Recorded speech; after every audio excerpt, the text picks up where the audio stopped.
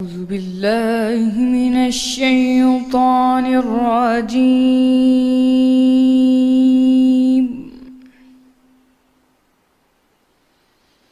بسم الله الرحمن الرحيم.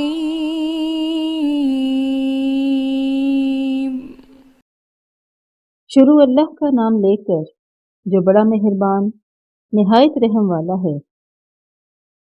ایک طلب کرنے والے نے عذاب طلب کیا جو نازل ہو کر رہے گا، یعنی کافروں پر، اور کوئی اس کو ٹال نہ سکے گا، اور وہ اللہ صاحب درجات کی طرف سے نازل ہوگا، جس کی طرف روح الامین اور فرشتے چڑھتے ہیں، اور اس روز نازل ہوگا جس کا اندازہ 50,000 برس کا ہوگا۔ تو تم کافروں کی باتوں کو حوصلے کے ساتھ برداشت کرتے رہو، وہ ان لوگوں کی نگاہ میں دور ہے اور ہماری نظر میں قریب۔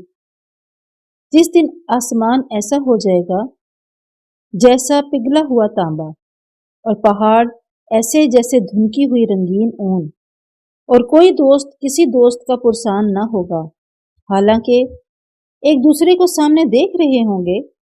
اس روز گنہگار خواہش کرے گا کہ کسی طرح اس دن کے عذاب کے بدلے میں سب کچھ دے دے، یعنی اپنے بیٹے اور اپنی بیوی اور اپنے بھائی اور اپنا خاندان جس میں وہ رہتا تھا، اور جتنے آدمی زمین پر ہیں، غرض سب کچھ دے دے اور اپنے ہی عذاب سے چھڑا لے، لیکن ایسا ہرگز نہیں ہوگا۔ وہ بھڑکتی ہوئی آگ ہے، کھال ادھیڑ ڈالنے والی، ان لوگوں کو اپنی طرف بلائے گی جنہوں نے دین حق میں اعراض کیا اور منہ پھیر لیا، اور مال جمع کیا اور بند کر رکھا۔ کچھ شک نہیں کہ انسان کم حوصلہ پیدا ہوا ہے، جب اسے تکلیف پہنچتی ہے تو گھبرا اٹھتا ہے، اور جب آسائش حاصل ہوتی ہے تو بخیل بن جاتا ہے۔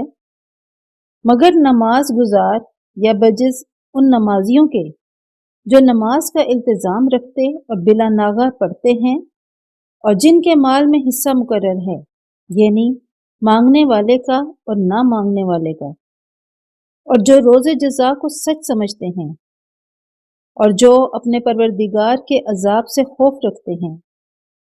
بے شک ان کے پروردگار کا عذاب ہے ہی ایسا کہ اس سے بے خوف نہ ہوا جائے۔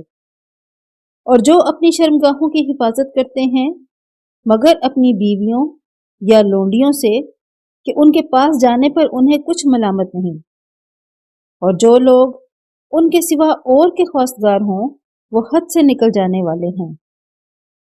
اور جو اپنی امانتوں اور اقراروں کا پاس کرتے ہیں، اور جو اپنی شہادتوں پر قائم رہتے ہیں، اور جو اپنی نماز کی خبر رکھتے ہیں، یہی لوگ باغ بہشت میں عزت و اکرام سے ہوں گے۔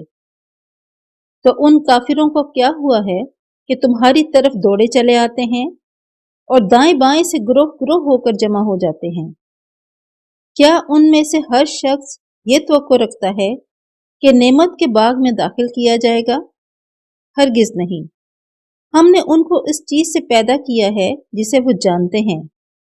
ہمیں مشرقوں اور مغربوں کے مالک کی قسم کہ ہم طاقت رکھتے ہیں، یعنی اس بات پر قادر ہیں کہ ان سے بہتر لوگ بدل لائیں، اور ہم عاجز نہیں ہیں۔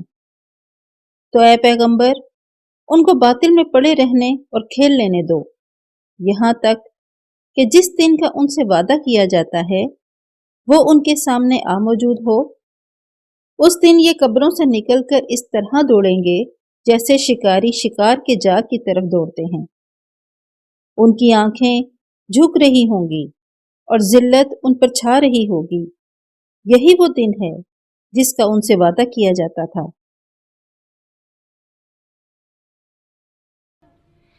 صدق اللہ